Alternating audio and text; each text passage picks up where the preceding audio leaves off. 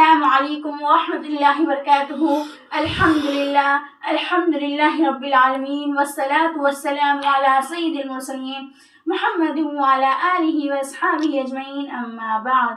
سامعین کرام، حدیث میں وارد ہے، حضرت ابو ہریرہ رضی اللہ تعالیٰ عنہ سے مروی ہے، آپ صلی اللہ علیہ وسلم نے ارشاد فرمایا، جو شخص لیلۃ القدر میں ایمان کے ساتھ ثواب کی نیت سے کھڑا ہو تو اللہ رب العزت اس کے تمام پچھلے گناہ معاف فرما دیتے ہیں۔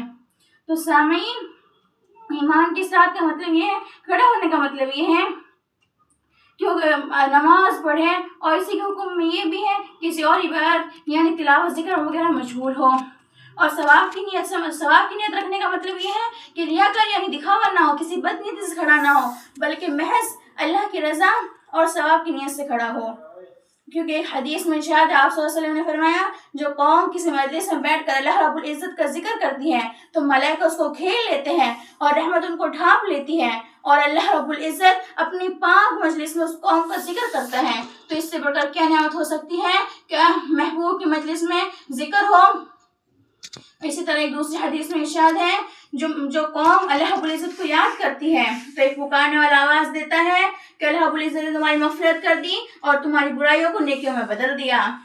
اور جو قوم اللہ کو یاد نہیں کرتی، اس کا ذکر نہیں کرتی اور آپ صلی اللہ علیہ وسلم پر درود نہیں بھیجتی تو انہیں قیامت دن حسرت ہوگی، یعنی افسوس ہوگا۔